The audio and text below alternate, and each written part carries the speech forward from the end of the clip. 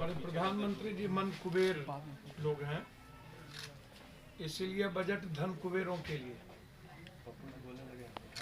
मन कुबेर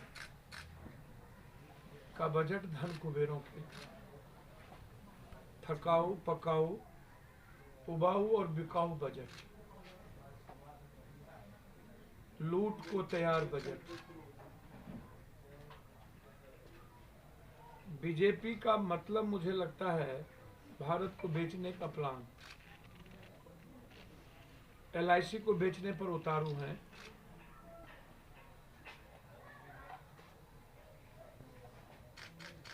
किसान के लिए बजट में कुछ मिला तो नहीं। डीजल और पेट्रोल पर 4 रुपया और 2 रुपया टैक्स बढ़ गया। आश्चर्य होगा,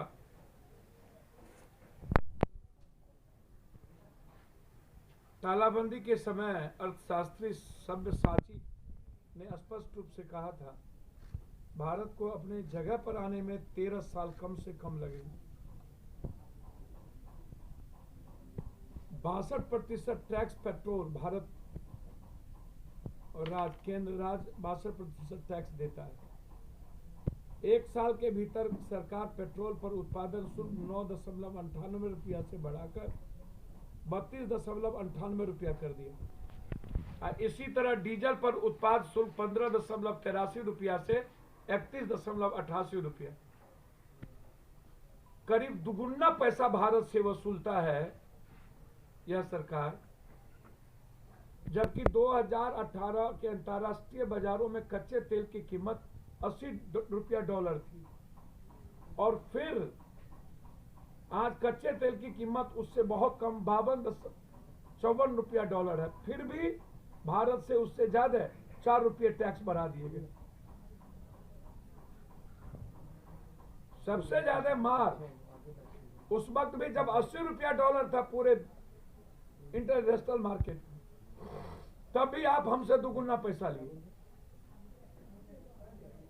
तालाबंदी के नाम पर 22% की कटौती कर दी गई थी, अनाज दिया गया, लेकिन दाल और इसकी बात की गई।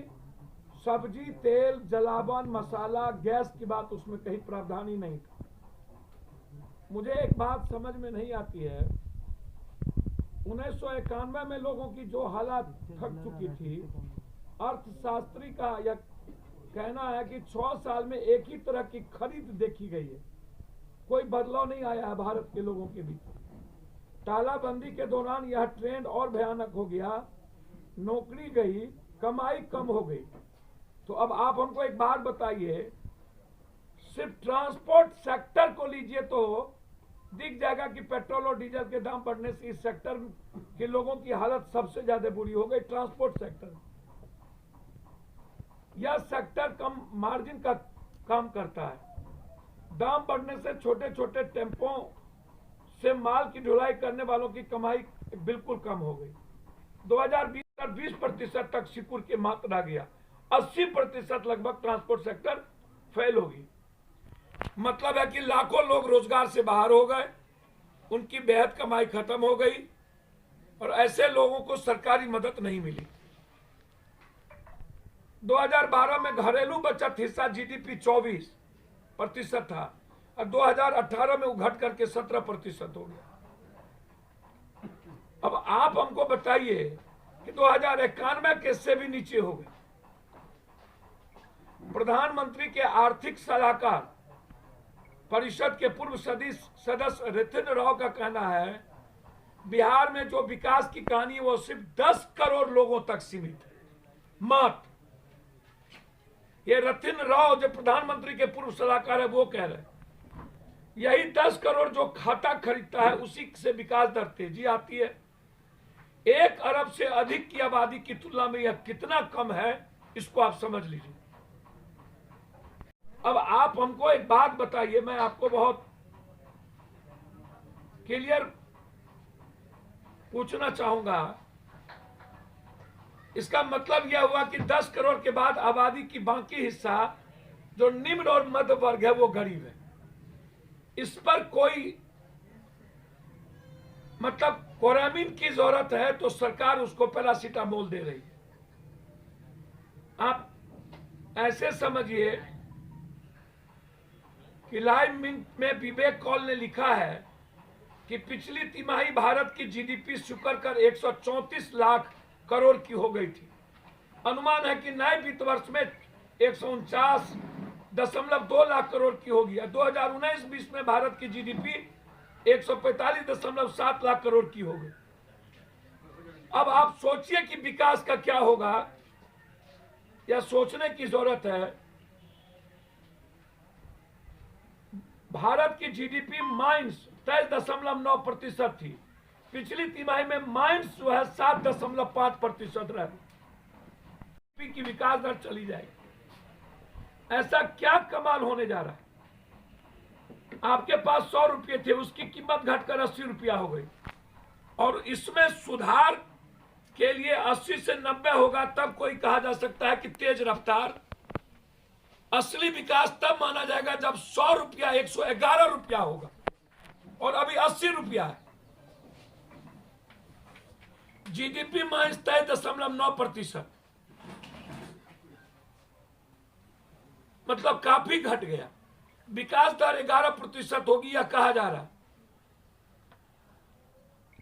अब जो बजट इस बार पास हुआ है, आप उसमें एपीएमसी एग्रो फंड के दायरे में लाया जाएगा। ये आप कह रहे हैं ई नाम से 1000 और मंडियां जोड़ा जाएगा और 22 पेरिसेबल कॉर्पोरेट में शामिल किया जाएगा। अब मंत्री जी 1.5 गुना एमएसपी देने की बात, पैसा कितना दिए कोई ऐलान नहीं। बंगाल, मैंने कल भी कहा था कि बंगाल और असम में इन्होंने कहा 1000 करोड़ रुपया का टी वर्कर्स के लिए चुनाव के कारण, और वित्त मंत्री ने आज कहा कि 2022 में राजकीय कोष घाटा 6.88 रहेगा। Market gross boring 12 lakh crore रुपया रहेगी। 2025-26 के लिए लक्ष्य 4.5 रखी गई है। 25-26 और अभी 6.8। अब आप हमको बताएं, ये जो झूठ का पुलिंदा है बिहार में, आप जो न रोजगार, न आयकर में छूट, न कृषि का सशक्तिकरण, न उद्योग का पुनर्जागरण, न रेलवे का पुनर्स्थापन, न शिक्षा का सरल सुलभ, न स्वास्थ्य सेवा उपलब्ध कराने की योजना, बस भारत बेचने की योजना। असम, तमिलनाडु, केरल, पश्चिम बंगाल चुनावी बजट अन्य राज्यों के लिए। बिहार का विशेष पैकेज आपको याद होगा,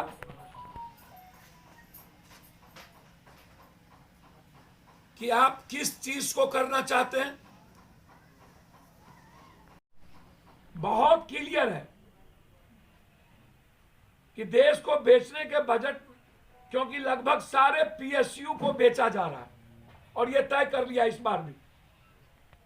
एलआईसी में प्राइवेट हिस्सेदारी 75% कर दी गई, जिससे एश्योरेंस सेक्टर में सबसे ज्यादा दिक्कत कॉमन मैन को होगी। बिजली बिल्कुल प्राइवेट हो गई। अब वोचर दिया जाएगा। किसानों को मिलने वाली सब्सिडी पर सबसे ज्यादा दिक्कत बिजली पर। जब प्राइवेट हो गए तो सब्सिडी कहां? वेयर हाउस प्राइवेट कर दिए गए है तो एफसीआई को बेचने की नौबत आ गई जब वेयर हाउस प्राइवेट हो गया। वैसे ही एफसीआई 30,000 करोड़ के घाटे में चल रही लगभग। अब आप हमको बताएं, को तबाह करने का, सब्सिडी समाप्त कर, बिजली से लेकर के सब कुछ का प्राइवेटाइजेशन, एलआईसी। इसीलिए हमें विशेष पैकेज चाहिए बंद पड़े फैक्ट्रियों के लिए, ताकि बिहार प्रवासी मजदूरों के साथ साथ युवाओं को रोजगार दे सके।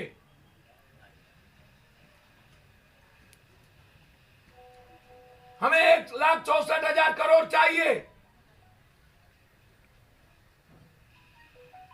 हमें बाढ़ से मुक्ति और 30% वाटर लॉगिंग जो जमीन है उससे मुक्ति के लिए विशेष पैकेज चाहिए। मकान पे आधारित कोई घोषणा नहीं। इसलिए यह बजट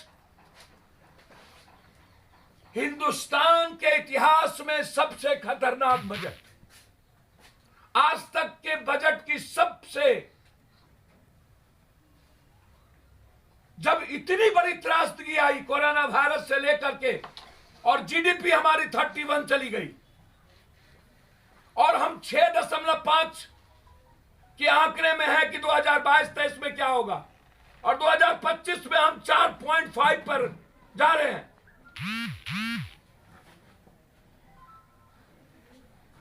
और बजट, इससे बड़ा दुर्भाग्य कुछ नहीं हो सकता। एक दूसरा, सरकार रीगा चीनी मिल को किसी प्राइवेट लोगों के हाथ में दे, अन्यथा 20 तारीख के बाद करो मरो के नारे के साथ पप्पू यादव रीगा चीनी मिल में सत्याग्रह पर बैठेगा। हम मुख्यमंत्री जी से समय मांगे हैं मिलने का। मैं उम्मीद करता हूं मुख्यमंत्री जी मेरी भावनाओं को समझेंगे और आज ही मेरी कृषि मंत्री से बातचीत हुई। 2, तीसरा, बिहार सरकार से मैं मांग करता हूं शराब को या तो आप फ्री करें या तो 0 टॉलरेंस के साथ शराब को और शराब बेचने वाले को तबाह करें। बिहार के लिए सबसे बड़े सर्वनाश का कारण अब ये शराब, पैरेलल शराब की बिजनेस शुरू हो गई।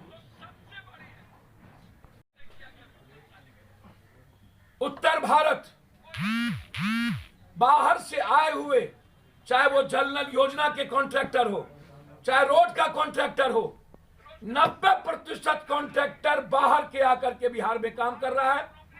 चाहे वो बड़ी से बड़ी कंपनियां जितनी है लूट के जा रहा है। मैं सरकार को 2 महीने के अंदर अल्टीमेटम दे रहा हूं।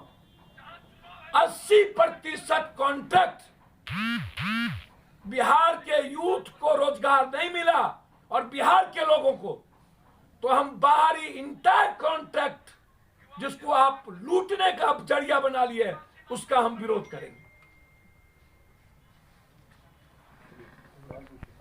तो सीधे रोजगार नहीं मिल पा रहा सर, रोजगार की बात इसमें कहां है भाई? LIC बेच रहे हो, रोजगार किस बात की? प्रवासी पर बात नहीं किए, आप डीजल को परसेंटेज बढ़ा दिए। जब आप आमदनी कम कर दिए तो खरीदारी नहीं होगी, तो हमारी जीडीपी तबाह हो जाएगी, हमारा भारत कोलैप्स कर जाएगा। प्रवासी पर कुछ बोले ही नहीं, तो आपने तो हमारी पूरी इकोनॉमी को चैलेंज कर दिया।